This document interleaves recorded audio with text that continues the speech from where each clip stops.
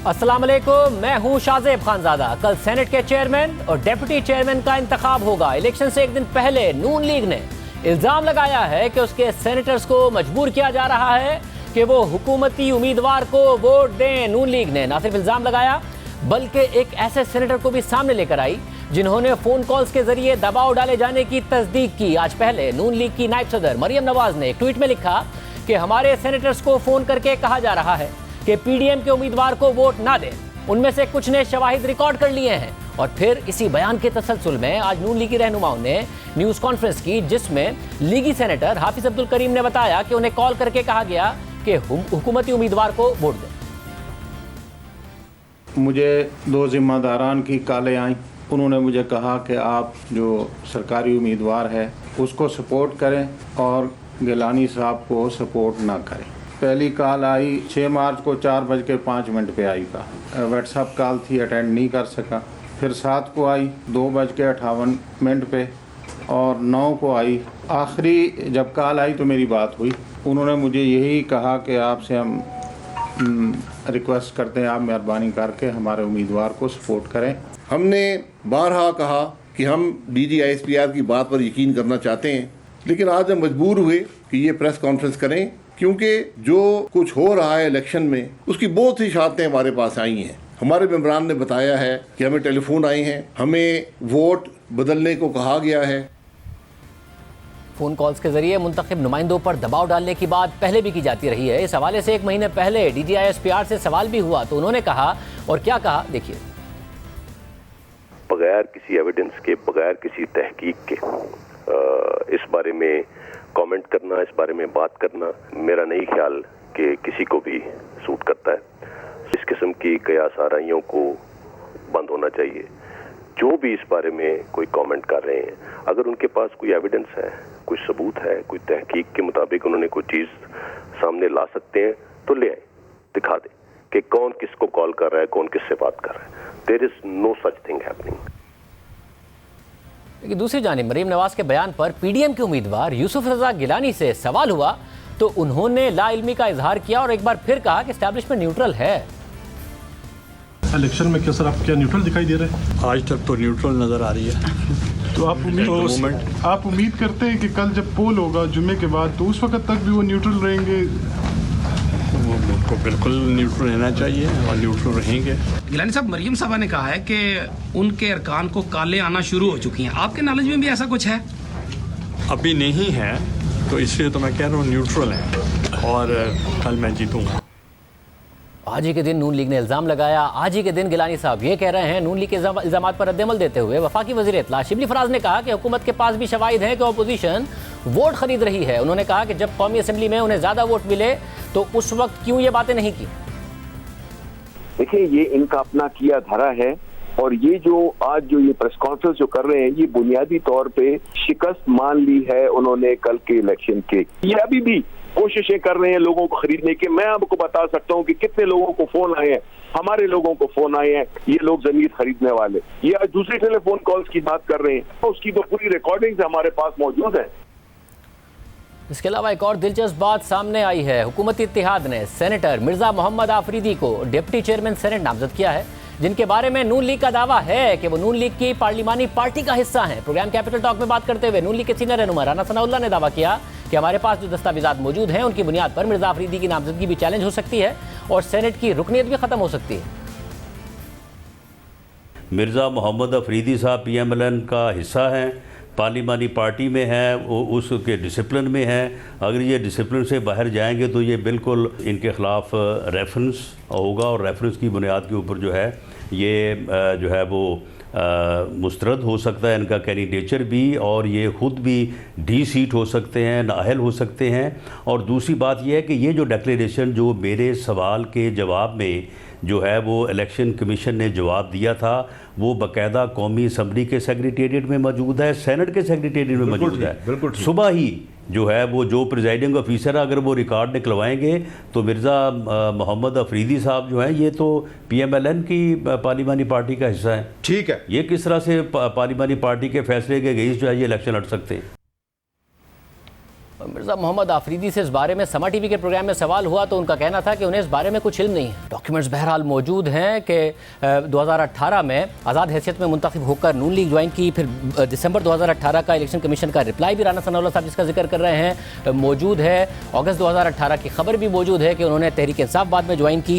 ये सारे के सारे मामला अपनी जगह पर मौजूद है। हसन इकबाल साहब हमारे साथ मौजूद है। हसन इकबाल साहब बहुत शुक्रिया। हसन इकबाल साहब, एक ही दिन में आप कह रहे हैं कि इदारों की तरफ से फ़ोन कॉल्स की जा रही हैं, आपके सेनेटर भी मंजर आम पर आए, आप भी उस प्रेस कॉन्फ्रेंस में मौजूद थे, और उसी दिन जो असल में उम्मीदवार हैं पीडीएम के, जिनका ताल्लुक पीपल्स पार्टी से, यूसुफ गिलानी साहब, वो कह रहे हैं कि निजी एस्टैब्लिशमेंट न्यूट्रल है। उम्मीदवार पीपल्स पार्टी का, पीपल्स पार्टी के सेनेटर्स को कॉल नहीं जा रही हैं, आपके सेनेटर्स को जा रही हैं। ये हकीकत है या फिर आप लोगों की हिकमत अमली का एक हिस्सा है कि पीपल्स पार्टी नहीं करेगी उस तरीके से तनकीद जिस तरह आप कर रहे हैं, वो रास्ता खोले रखेगी और आप तनकीद करके दबाव बढ़ाते रहेंगे? देखिए शाहजेब साहब, इसमें ये कोई ऐसा मसला नहीं है कि कौन तनकीद करेगा कौन नहीं करेगा। हम पहले दिन से ये कह रहे हैं कि पाकिस्तान की सियासत में किसी किस्म की मुदाखलत नहीं होनी चाहिए। इसलिए नहीं कि इससे हमारी जमहूरियत ख़राब होती है, बल्कि इसलिए भी कि इससे हमारे कौमी इदारों का तशख़्ख़ुस और उनका इमेज भी मुतासर होता है। और हमने बहुत खैर मकदम किया था जब DGISPR की ये स्टेटमेंट आई थी, और हम अभी भी समझते हैं कि is a very honourable person, he meant well, और मैं भी, हमारी एक ख्वाहिश थी कि इसी तरह की बात हो। लेकिन आज हम मजबूर हो गए कि जब ये बात हमारे इल्म में आई कि उनको मुसलसल फ़ोन कॉल्स आए हमारे हाफिज़ अब्दुल करीम साहब को, और ख़ुद उनकी ज़बानी आपने सुना कि उन्हें कहा गया, 2 अफसरान ने कहा कि वो PDM की बजाय सरकारी उम्मीदवार को वोट दें। मैं समझता हूँ कि इस किस्म की जो मुदाखलत है, अब इसका सिलसिला बंद होना चाहिए। ये और भी तकलीफ़ दे इसलिए है कि जब फ़ौज के तर्जुमान ये बात पब्लिकली स्टेट कर चुके हों, फिर इसके ख़िलाफ़ अगर कोई शिकायत होती है तो यकीनन वो एक बहुत संगीन मामला है जिस पे मुझे उम्मीद है। और ऐसे मतलब आपने कहा कि उन्होंने अपनी प्रेसर में कहा था कि अगर कोई सबूत है तो वो सामने लाने चाहिए, ऐसे नहीं बात करनी चाहिए, कयासराइयाँ नहीं करनी चाहिए। तो ये सबूत आपकी तरफ से सामने भी रखे जाएंगे, क्योंकि ज़ाहिर है अभी तक तो एक सेनेटर साहब का बयान है जो आपके साथ मिलकर प्रेस कॉन्फ्रेंस की, और शाहिद खान अब्बासी ने और आपने भी कहा कि हम नाम नहीं लेना चाहते, मगर बहरहाल इदारे का नाम भी लिया गया। तो सबूत भी आप इदारे को मुहैया करेंगे, हुकूमत को मुहैया करेंगे, सामने लाएंगे, क्या करेंगे?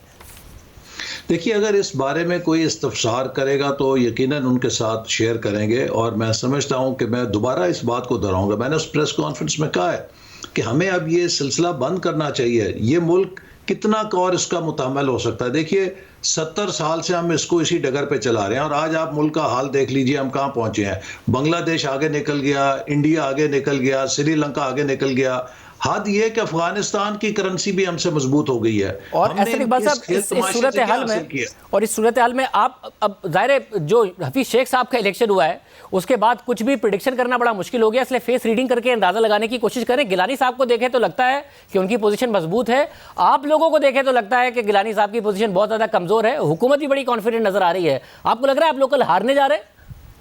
नहीं, हमें पूरा यकीन है। देखिए ना शाहजेब, 53 अपोजिशन के मेंबरान हो सेनेट के, 47 हुकूमती इत्तेहाद के हों। मुझे आप बताएं वो साइंस, वो मैथमेटिक्स के जिससे 47-53 बने, सवाए इसके कि जैसे चेयरमैन सेनेट के खिलाफ अदम एतमाद में 64 को 50 बना दिया गया था, हॉर्स ट्रेडिंग के जरिए, धौंस के जरिए, धांधली के जरिए। इस वक्त अपोजिशन इत्तेहाद जो है उसकी अक्सरियत को आप अकलियत, सवाए इसके कि आप एक खरीदो फरोख्त की मंडी लगाएं। वही हज़रत मौलाना मुफ्ती इमरान साहब जो अखलाकियात के दर्स देते हैं, अब वो ये अगर खरीदो फरोख्त करेंगे तो तभी जीत सकते हैं ना, इसके अलावा तो उनके जीतने की कोई चांस ही नहीं है, क्योंकि नंबर्स ऑपोजिशन के हैं। मगर कुछ लोग उन्होंने अखलाकियात का दर्स दिया है, वो शायद कैंडिडेट ही नहीं खड़ा करेंगे कि ऑपोजिशन की अक्सरियत है, अब हम उसको रिस्पेक्ट करते हैं। अगर पार्टी पोजीशन के मुताबिक ही नताइज आने होते तो बजाय सीक्रेट बैलेट ना होता। सेनेट के इंतखाबात में भी ये मामला आया था कि जो पार्टी का प्रोपोर्शन, मगर ऐसे साहब क्योंकि आप कह रहे हैं कि दुनिया आगे निकल गई, हम पीछे रह गए इन्हीं मामलात के हवाले से, मगर एक खतरनाक सिचुएशन उभर रही है। आप की तरफ से आज इदारों की कॉल्स और ज़ाहिर बाजी में भी आप तनकीद करते रहे हैं, हुकूमत इलेक्शन कमीशन पर तनकीद कर रही है, आपकी तरफ से कुछ अदालती फैसलों पर तनकीद होती रही है, पार्लियामेंट पर हमने देखा कि दोनों की जो इस वक्त आपकी आपस की कन्फ्रंटेशन है जो ऑलमोस्ट नफरत अंगेजी में बदल गई है, तो पार्लियामेंट का कोई किरदार नहीं है। जब इदारों पर कॉन्फिडेंस खत्म हो जाए, इदारों का कोई किरदार ना रहे, या फिर इदारों की बहुत ज़्यादा मुदाखलत हो, तो माजी का रिजल्ट कुछ अच्छा नहीं रहा है। तो ये कहाँ सिचुएशन जा रही है इस वक्त? यही तो बहरान है। पाकिस्तान की मईशत तबाह हो गई है, पाकिस्तान के एक एक इदारे को मुतनाज़ा बना दिया गया है, उसका किरदार ख़त्म कर दिया गया है। आज हम अगर आंखें खोल के देखें तो हम एक बहुत बड़े बहरान में, मल्टीपल क्राइसिस में घिरे हुए हैं। ये सिर्फ म्यूजिकल चेयर इक़्तिदार का नहीं है, इस वक्त रियासत को बचाने और रियासत की मजबूती को दाव पे लगाने की बात है। आप देख नहीं रहे कि इस वक्त मुल्क की मईशत कहाँ पहुँच गई है, मुल्क की सियासत किस पोलराइजेशन की सतह पे पहुँच गई है। एक एक इदारा, चाहे वो अदलिया है, चाहे वो एहतसाब के इदारे हैं, चाहे वो पार्लियामेंट है, चाहे वो हमारे कौमी इदारे हैं, सबकी साख कहाँ जाके खड़ी हो गई है। देखिए, एक बहुत बड़ा क्राइसिस है और ये खेल अगर ख़त्म ना हुआ तो ये सामने खाई नजर आ रही है। अगर किसी ने आंखों पे पट्टी बांधी हुई है उसे उतार देनी चाहिए। बहुत शुक्रिया। एहसान इकबाल साहब हमारे साथ मौजूद थे। प्रोग्राम में एक ब्रेक शामिल करेंगे। असल में सूरत हाल इस वक्त क्या है और किसके इम्कान ज़्यादा हैं, आपके सामने रखेंगे ब्रेक के बाद। प्रोग्राम में दोबारा खुशामदीद नाजरीन। कल इलेक्शन है और डू और डाई सिचुएशन बन गई है। कभी इतना ज़्यादा मुतनाज़ा या ऐसी सिचुएशन सेनेट चेयरमैन के इंतखाबात पर या फिर सेनेट के इंतखाबात पर नहीं बनी थी जो इस दफ़ा बनी है। सीनियर सहाफ़ी और तज़ियाकार सुहेल वड़ाई साहब और आसमा शिराजी साहब हमारे साथ मौजूद है। आप दोनों का बहुत शुक्रिया। सुहेल वड़ाई साहब, इल्ज़ाम दर इल्ज़ाम आज नून लीग ने इल्ज़ाम लगा दिया कि जी इदारों की तरफ से कॉल्स आ रही हैं, हुकूमत कह रही है कि जी आपके लोग हमसे कांटेक्ट कर रहे हैं। आपके ख्याल में हुकूमत अपना काम दिखाने में कामयाब हो गई है और वाकई गिलानी साहब खतरे में हैं और संजरानी साहब जीत के करीब हैं, या मामला अभी भी बहुत ज़्यादा सख्त है? मेरा ख्याल है मामला तो सख्त है और चैलेंज है हुकूमत के लिए। ज़ाहिर है वोट तो चंद हैं और अगर आदादो शुमार पे जाएं तो फिर तो गिलानी साहब जीते हुए हैं, लेकिन चूंकि आदादो शुमार इतने कम हैं कि अगर हुकूमत ने या जो इस्टेब्लिशमेंट है उसने ज़रा ज़ोर लगाया तो मेरा ख्याल है कि मुश्किल नहीं होगा उनके लिए संजरानी साहब को जितवाना।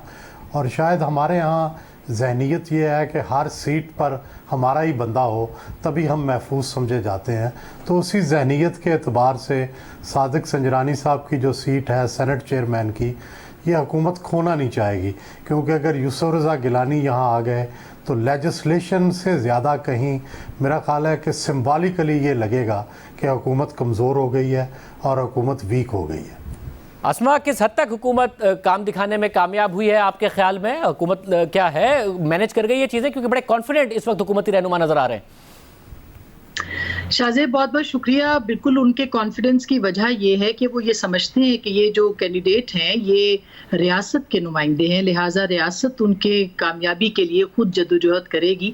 इसलिए वो पैनिक जो कि हफीज़ शेख साहब के लिए हमें हुकूमती ऐवानों में नज़र आ रहा था, वो पैनिक हमें संजरानी साहब के लिए नज़र नहीं आ रहा।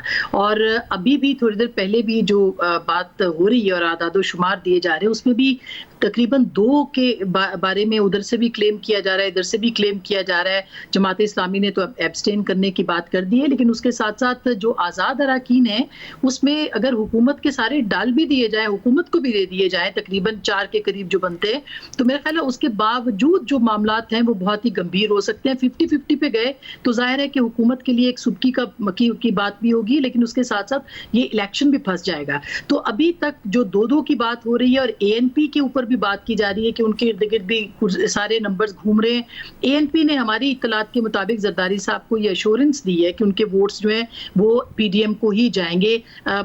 इस वक्त जोड़ तोड़ तो ज़ाहिर है अपनी जगह पे बहुत अहम चल रहा है, लेकिन उसके साथ साथ जो पीपल्स पार्टी है उसके कैंप्स के अंदर भी एक कंफर्टेबल मेजॉरिटी जो है वो कही जा रही है कि उनको मिलेगी। असल बात है कि किस मार्जिन के साथ जो है वो अपने कामयाबी को यकीनी बनाना है, और वो मार्जिन जो है उसके ऊपर रियासत हो या हुकूमत हो वो उसके ऊपर बात कर रही है कि अगर संजरानी साहब लंबी लीड के साथ जीतते हैं तो उनको ज़्यादा फायदा होगा, और अगर वो थिन मेजॉरिटी के साथ जीतते हैं या फिर वो अगर उनको हार का सामना करना पड़ता है तो हुकूमत के लिए काफ़ी मुश्किलात होंगी। भाई साहब, मगर वज़ीर आज़म ने जब वोट ऑफ कॉन्फिडेंस लिया उसके बाद भी नज़र आ रहा है कि ओवरऑल एक कॉन्फिडेंस इन्वायरमेंट नहीं है कॉन्फिडेंस का और स्टेबिलिटी का। क्या संजरानी साहब अगर जीत जाते हैं तो हुकूमत को वो जो एक अनसर्टेनिटी ना हो, गैर यकीनी ना हो और कॉन्फिडेंस का इन्वायरमेंट हो ओवरऑल, वो मिल जाएगा, या अभी तक आपको लगता है चैलेंजेस फिर भी बरकरार रहेंगे? नहीं, मेरा नहीं ख्याल कि ये वोट ऑफ कॉन्फिडेंस से या संजरानी साहब से हुकूमत बिल्कुल मुस्तहकम हो जाएगी और ये तासुर ख़त्म हो जाएगा कि हुकूमत बड़ी मजबूत है, क्योंकि अभी रिसेंटली तो हुकूमत हारी है। यूसुफ रज़ा गिलानी का जो जीतना है वो इतनी जल्दी तो हज़म नहीं होगा। डेफिनेटली इसके असरात रहेंगे। और दूसरा ये एक्सपोज हो गया है कि हुकूमत कितनी थिन मेजॉरिटी पे खड़ी है और हुकूमत के अंदर कितनी नाराज़ी मौजूद है, और इसके 25-26 के करीब अरकान असम्बली जो हैं वो गैर मुतमईन है, और इतने गैर मुतमईन है कि वो नाराज़ होकर दूसरी पार्टी को वोट दे रहे हैं। तो इस सारे का मतलब ये है कि हुकूमत तो बहुत ही कमज़ोर विकेट पर खड़ी है, और जब भी कोई चैलेंज आएगा तो ये अरकान असम्बली जिन्होंने यूसुफ रज़ा गिलानी को वोट दे दिया है, ये कैसे खड़े रहेंगे हुकूमत के साथ, मासवा इसके के हालात तब्दील हुए या इमरान खान साहब उनके दिल तब्दील कर लें या उनको विन कर लें। अभी कोई ऐसी सूरत नज़र नहीं आती। अभी वही स्टेटस को है, वही हालात हैं, वही अरकान असम्बली हैं, वही अरकान सेनेट हैं।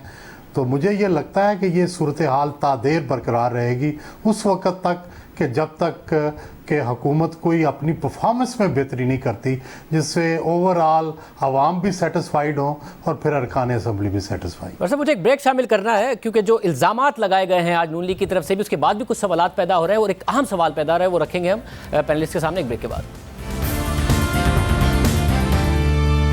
प्रोग्राम में दोबारा खुशामदीद नाजरीन। आसमा शराजी साहिबा, आज जो नून लीग ने इल्ज़ाम लगाया कि इदारों की तरफ से कॉल्स आ रही हैं, उससे पहले भी नून लीग इल्ज़ाम लगाती रही है, तहरीक इंसाफ इलेक्शन कमीशन पर इल्ज़ाम लगा रही है, अदालतों के ऊपर भी जमातें सवाल उठाती रही हैं, पार्लियामेंट का कोई किरदार हमें नज़र नहीं आ रहा है। ये कोई हम सिचुएशन सुलझने जा रही है या जमहूरियत के हिसाब से हम एक ऐसी जगह जा रहे हैं जिसमें इदारे आपस में, इदारों पर एतमाद नहीं है सियासी जमातों का और आपस में बहुत ज़्यादा नफरत अंगेज़ी है, एक एक कहीं बंद गली में तो नहीं जा रही है पाकिस्तान की सियासत? बिल्कुल शाहजेब, इसी तरह की सूरत हाल है। मसलन आज ये शाहिद खान अब्बासी साहब को ये प्रेस कॉन्फ्रेंस इसलिए करनी पड़ी क्योंकि उनके 2 से 4 लोगों के ऊपर बहुत ज़्यादा दबाव है, और ये मार्जिन जो है ये जो नंबर है ये अपोजिशन के जहन में है PDM के कि अगर ये 4 वोट उनके ज़ाया होते हैं या ख़राब होते हैं या उनके खिलाफ इस्तेमाल होते हैं तो उनको क्या स्ट्रेटजी बनानी है। और यही वो चीज़ है जो कि परेशान कुन थी उनके लिए, और उसके बाद उन्होंने प्रेस कॉन्फ्रेंस की। तो ये बंद गली में तो जाहिर है कि सियासत जाके खड़ी हो गई है, इसलिए कि वहां जहां पे मईशत बहुत ज्यादा कमजोर है, जहां पे जून में आपने बजट देना है, बजट भी खसारे का बजट है, कोई बहुत अच्छी सिचुएशन पाकिस्तान के लिए इस वक्त नहीं बनी हुई है। इदारे खुद भी उनको ये देखना है, जरूरी है कि ये किस तरह से इन चीजों को जो है वो नरम साइड रखें और थोड़ा सा न्यूट्रलिटी का जो तासुर है वो दें। इसीलिए PDM के अंदर जो 2 बड़ी जमातें उनमें से एक गुड कॉप और दूसरी बैड कॉप का रोल जो है वो इस वक्त अदा कर रही है। पीपल्स पार्टी कहती है कि न्यूट्रल इस्टेब्लिशमेंट है, PMLN कहती है कि इस तरह की कोई सीन नहीं है। थोड़ी देर पहले आपने देखा कि नवाज शरीफ साहब ने एक लंबा और बड़ा सख्त मैसेज जो है वो जारी किया है। मरियम साहिबा अपनी पूरी उनकी जो बंदूकों का रुख है वो हुकूमत की तरफ है, और आप देखें कि पीपल्स पार्टी जो है वो बड़े नरम से बयानात दे रही है। ये एक सोची समझी स्ट्रेटजी है जो कि PDM ने इख्तियार की है। इसी तरह से मौलाना फजलुर रहमान है। तो मेरा ख्याल है कि जो अभी जो इलेक्शन हुआ उसके अंदर भी JUI के अफराद भी थे, PMLN के भी थे जिनके वोट ज़ाया हुए हैं, जो गिलानी साहब का था। तो दोनों जमातों के अंदर एक जो है वो मौजूद है इस बात का मार्जिन कि शायद उनको वोट की तरफ से कुछ नुकसान हो। इसी वजह से आज एक पेश मंजर तैयार किया गया है कल के लिए कि अगर उनके कैंडिडेट को, जिनकी मेजोरिटी है इस वक्त, शिकस्त होती है तो एक बात सामने रखी जाए कि इस्टेब्लिशमेंट का किरदार अभी भी पाकिस्तान की सियासत में मौजूद है, और अगर ये इसी तरह से चलता रहा तो हालात ठीक नहीं है। एक और बात शाहजेब की, जो अब से थोड़ी देर पहले कोर कमेटी की मीटिंग हुई है प्राइम मिनिस्टर की, जिसको चेयर किया उन्होंने, उसमें उन्होंने साफ कहा है कि हमें नए इंतखाबात समेत तमाम ऑप्शन जो हैं वो खुले रखने चाहिए। पहली बार वो न्यू इलेक्शंस की बात करें, नए इंतखाबात की बात करें, जो कि अब से थोड़े दिन पहले तक वो नहीं कर रहे थे। इसका मतलब ये है कि वजीर आजम को भी इस बात का इल्म है कि कल अगर उनके कैंडिडेट जो है वो उनको शिकस्त हो जाती है, जो कि अपेरेंटली उन्हीं के कैंडिडेट है, तो उसके बाद जो है वो सूरत हाल हुकूमत के लिए बहुत कमजोर होती चली जाएगी, और इस कमजोर सिचुएशन से कोई भी फायदा उठा सकता है। तो ये सब चीजें हैं जो कि पाकिस्तान की सियासत को बंद गली में ले जा सकती हैं। भाई साहब, आप कैसे देख रहे हैं, चाहे 70 की दहाई हो या फिर 90 की, जब सियासतदान आपस में बात नहीं करते थे, माहौल नफरत का पैदा हो गया था, इदारों पर भी सवाल उठ रहे, तो नतीजा कुछ अच्छा नहीं निकला है। आपको लग रहा है कि ये ओवरऑल सिस्टम इस सूरत हाल में खतरे में पड़ सकता है? डेफिनेटली जब भी हमने देखा है कि डेडलॉक हुआ है, डेडलॉक के बाद जो तब्दीली आती है वो किसी के लिए भी फ़ायदेमंद नहीं होती। उसकी बजाय अगर सियासतदान आपस में रास्ते खोले रखें तो ज़ाहिर है अगर इलेक्शन भी होना है तो उसके लिए भी बातचीत होनी चाहिए, उसके लिए भी मुफाहमत होनी चाहिए, और वैसे भी लेजिस्लेशन करनी चाहिए, कानून साजी करनी चाहिए, पार्लियामेंट को मुतहर्रिक करना चाहिए। ये सारी वो चीज़ें हैं जो बैड ओमन्स हैं, जो बुरे शगुन हैं इस हुकूमत के लिए भी और इस सिस्टम के लिए भी। इसीलिए परफॉर्मेंस नहीं हो रही। जब लेजिस्लेशन नहीं होगी, जब नए कोई चीज़ें सामने नहीं आएंगी तो कैसे निज़ाम आगे चलेगा। तो मेरा ख्याल है कि जितनी देर जल्दी इमरान खान ये समझें कि ये जो पार्लियामेंट्री डेडलॉक है इसको ख़त्म करना है और ये ख़त्म होगा, कोई ना कोई रास्ता निकलेगा, तो फिर इस सिस्टम भी आगे चलेगा और गवर्नेंस भी आगे चलेगी। वगरना अगर इस वक्त वो इलेक्शन करवाते हैं तो ये उनके लिए कोई साजगार माहौल नहीं होगा। ऐसे लगता है कि इस वक्त पंजाब के अंदर उन्हें मेजॉरिटी नहीं मिल सकेगी अगर वो इलेक्शन के लिए जाते हैं। और इस वक्त नून लीग जो है उसका बयानिया जो है उसका तूती बोल रहा है और वो शायद इससे फ़ायदा उठाए। मेरा ख्याल है कि इसलिए इमरान खान को अभी ये रिस्क नहीं लेना चाहिए कि वो असम्बलियाँ तोड़ दें या नया इलेक्शन की तरफ जाना चाहिए। उन्हें जाना चाहिए, उन्हें चाहिए कि वो पहले अपनी परफॉर्मेंस बेहतर करें, लोगों को राज़ी करें, अवाम की भलाई के मंसूबे जारी करें, अपने अरकान असम्बली को राज़ी करें, फिर वो सोचें कि वो इलेक्शन की तरफ जा सकते हैं। बहुत शुक्रिया, आपने अहम तज्जिया सुना। प्रोग्राम एक ब्रेक शामिल करते हैं। औरत मार्च क्या हुआ, उसके खिलाफ एक दफ़ा फिर प्रोपेगेंडा शुरू हो गया है और इस दफ़ा झूठ की बुनियाद पर और मजहबी कार्ड खेलते हुए प्रोपेगेंडा किया जा रहा है। तफसीलात आपके सामने रखेंगे एक ब्रेक के बाद।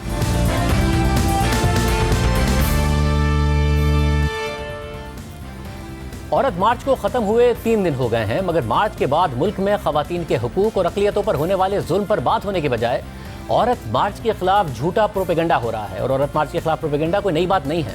हर साल औरत मार्च से पहले या बाद में किसी भी बात को लेकर औरत मार्च के खिलाफ हर्जा सराई की जाती है, मगर इस साल जब कुछ काम नहीं आया तो औरत मार्च के खिलाफ मजहब का इस्तेमाल किया गया। वीडियोस और ऑडियोज़ में तब्दीलियाँ की गई, तौहीन मजहब का इल्ज़ाम लगाया गया। यानी जब कोई दलील नहीं रही तो मजहबी जज्बात उभारने और नफरत फैलाने का सहारा लिया गया। औरत मार्च को लेकर गलत मालूमात और अफवाहें फैलाई गईं। इन गलत मालूमात और अफवाहों को फैलाने में पाकिस्तान के कुछ सहाफ़ी, तज्ज़ियाकार और एंकर्स भी पेश रहे। अगर ये एक वाक़या किसी एक फ़र्द की तरफ से होता तो उसे गलत फहमी समझ कर नज़रअंदाज किया जा सकता था, मगर जिस तरह प्रोपेगेंडा किया गया उससे वाज़ेह तौर पर लग रहा है कि ये औरत मार्च के ख़िलाफ़ एक सोची समझी मुनज़्ज़म मुहिम है। वो क्या मामलात हैं जिनसे मुताल्लिक मुसलसल बदनीयती के साथ गलत मालूमात फैलाई जा रही हैं, आपके सामने रखते हैं। पहले जिक्र करते हैं एक बैनर का जिसकी नुमाइश औरत मार्च लाहौर में की गई। इस बैनर पर तहरीर ये दर्ज थी कि मैं 9 साल की थी, वो 50 साल का था, मुझे चुप करवा दिया गया और उसकी आवाज़ आज भी मस्जिद में गूंजती है। ये तहरीर पढ़कर कोई शख्स आसानी से ये बता सकता है कि ये बच्चों के साथ जिस्मानी ज़्यादती से मुताल्लिक एक तहरीर है, मगर औरत मार्च पर ना सिर्फ तनकीद करने के लिए बल्कि उसमें शिरकत करने वाले लोगों की ज़िंदगी ख़तरे में डालने के लिए इस बात को भी तौहीन मजहब से जोड़ दिया गया। इस वाक़े को बदनीयती के साथ मजहबी तारीख के साथ जोड़ दिया गया, जिस पर मजबूरन खुद औरत मार्च को एक एलामिया जारी करना पड़ा और उस तहरीर से मुताल्लिक वजाहत देनी पड़ी। इस तहरीर से मुताल्लिक औरत मार्च के एलामिया के मुताबिक औरत मार्च लाहौर ने गुज़िश्ता साल की तरह इस साल भी बैनर्स रखे जिस पर मुतासरीन ने खुद पर गुजरे हिरासानी के तजर्बात लिखे। एक बैनर जो सोशल मीडिया पर शेयर हो रहा है वो एक खातून की गवाही है जिन्हें 9 साल की उम्र में 50 साल के कारी साहिब से जिनसी हिरासानी का सामना करना पड़ा। औरत मार्च लाहौर के मुताबिक हमारा इरादा पाकिस्तान में बच्चों से हिरासानी के संजीदा मामले पर रोशनी डालना और हिरासानी करने वालों को दी जाने वाली छूट को अया करना था। औरत मार्च लाहौर के मुताबिक 2019 में सिर्फ मीडिया पर बच्चों से ज़्यादती के 2846 केसेस रिपोर्ट हुए। इससे सिर्फ हम हकीकत का अंदाज़ा ही लगा सकते हैं। औरत मार्च के मुताबिक दुख की बात है कि औरत मार्च की तहरीक को कमज़ोर करने के लिए उस पर तनकीद करने वाले लोग इस हद तक जा सकते हैं कि वो बच्चों के साथ ज़्यादती के मामले को मजरूह करें। औरत मार्च जिनसे हिरासानी के मुतासरीन के साथ खड़ा रहेगा और एक ऐसे पाकिस्तान के लिए अपनी जिद्दोजहद जारी रखेगा जहां मुआशरे में इस किस्म की हिरासानी के वाक़यात में आए रोज़ इजाफा ना हो और जहां मुतासरीन की आवाज़ को इज्जत दी जाए, ना कि उसे दबाया जाए। इसी तरह दीगर मामलात पर भी मनफी प्रोपेगेंडा किया गया। एक मामला एक वीडियो से मुताल्लिक है जहां ख़वातीन औरत मार्च में सियासी क़यादत, अपने खिलाफ होने वाले जुल्म और अपने नाक़दीन के खिलाफ नारेबाजी कर रही हैं, मगर इस वीडियो में बदनीयती के साथ रद्दोबदल कर दिया गया और उसके सब टाइटल्स भी तब्दील कर दिए गए और नामों में रद्दोबदल करके ये तासुर दिया गया कि तौहीन मजहब की गई है, जो कि मुकम्मल तौर पर झूठ और बदनीयती पर मबनी है। इस तरमीम शुदा वीडियो को कुछ तज्ज़ियाकार और सहाफ़ी भी शेयर करते रहे और औरत मार्च पर तनकीद और तौहीन मजहब का इल्ज़ाम लगता रहा। बहस ये होनी चाहिए थी कि जिन्होंने ये वीडियो तब्दील की और इस नियत के साथ तब्दील की कि लोगों पर तौहीन मजहब का गलत इल्ज़ाम लगाया जाए, लोगों की ज़िंदगियों को ख़तरे में डाला जाए, वो किस सज़ा के मुस्तहिक हैं। लेकिन बिना तहकीक के बहस ये शुरू हो गई कि औरत मार्च के शुरका किस सज़ा के मुस्तहिक हैं। अब अक्सर सहाफ़ी और तज़ियाकार जिन्होंने वो वीडियो बिना तहकीक के शेयर की, उन्होंने फिर वीडियो डिलीट की और माफ़ी भी मांगी। वो अब ये मुतालबा भी कर रहे हैं कि जिन्होंने इस वीडियो में रद्दोबदल किया उनके खिलाफ कार्रवाई होनी चाहिए। मगर मामला सिर्फ यहाँ तक महदूद नहीं है।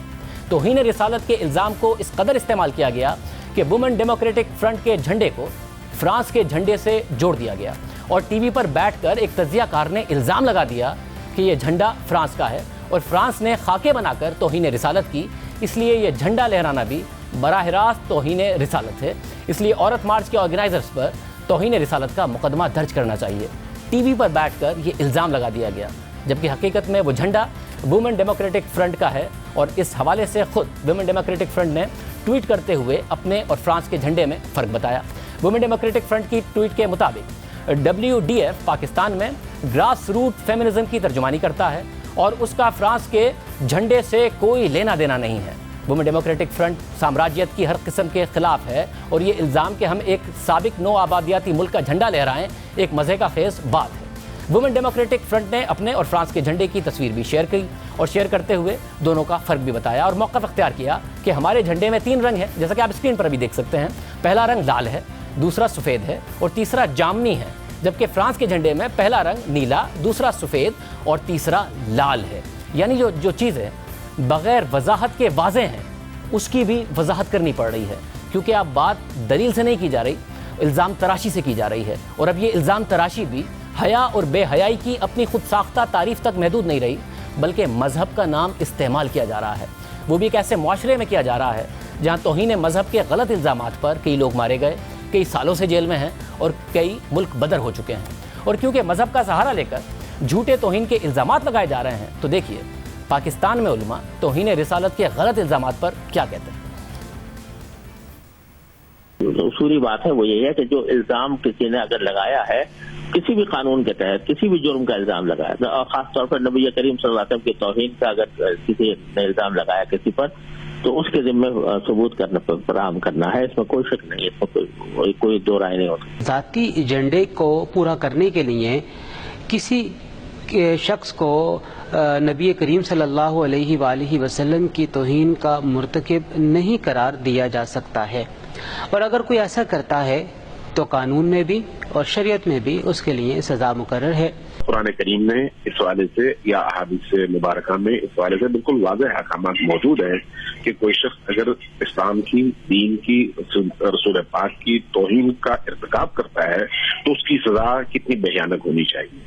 जहां पर ये सजा है एक इंतहा पर जाकर उस इस्मत के मकाम की हिफाजत के लिए, वहीं पर दूसरी तरफ एक बेगुनाह इंसान को किसी ऐसे इल्जाम के तहत सजा उसको मुल्ज़िम ठहराना या उस पर तोहमत लगाना और वो साबित न हो सके, तो उस सूरत में ऐसे शख्स की सजा भी उतनी ही ज्यादा है। क्योंकि यहाँ पर एक बेगुनाह इंसान की मौत का अगर कोई शख्स बायस बनता है तो वो गोया पूरी इंसानियत के कत्ल का बायस बनता है। जिस तरीके से तौहीन रिसालत तो है ही है जुर्म, लेकिन बगैर सबूत के इस तरीके से किसी पर इल्ज़ाम लगाना ये कानूनन, अखलाकन, शरअन हर एतबार से ये जुर्म है। और मैं समझता हूँ जिन्होंने लगाया है या तो वो साबित करें, अगर साबित नहीं कर सकते तो हुकूमत वक्त को चाहिए कि उनके बारे में मौसर इक़दाम उठाएं ताकि आइंदा कोई आदमी इसकी जुर्रत न करे। बात तो दलील से भी की जा सकती है। अगर आपके दलाइल हक़ाइक़ पर मबनी है तो दलील से बात कीजिए, दलील से मात दीजिए। अगर दलील कमज़ोर पड़ जाए या अगर आपके पास हक़ाइक़ ना हो और आपको मात हो जाए तो जो सही है उसे तस्लीम कीजिए। हुब्बुल वतनी और मज़हब का कार्ड इस्तेमाल करके नफ़रत मत फैलाइए और अपनी अना की खातिर लोगों की जान ख़तरे में ना डालिए, क्योंकि मुआशरे हक़ाइक़ और दलील पर मबनी बहस व मुबाहिसे से आगे बढ़ते हैं, अपनी इस्लाह करते हैं, लेकिन नफ़रत अंगेज़ी और अदम बर्दाश्त से टूट फूट का शिकार हो जाते हैं। अगर किसी को औरत मार्च या उनके मंशूर पर एतराज़ है तो इख्तलाफ उसका जमहूरी हक़ है। अपने इख्तलाफ को आगे लाइए, बहस कीजिए और मुआशरे को तय करने दीजिए कि क्या दुरुस्त है और क्या गलत। मगर अपने नज़रिए को झूठ के ज़रिए मजहब और हुब्बुल वतनी की आड़ में नफरत फैलाकर दूसरों को खामोश करने की कोशिश मत कीजिए। इजाज़त दीजिए। अल्लाह हाफ़िज़।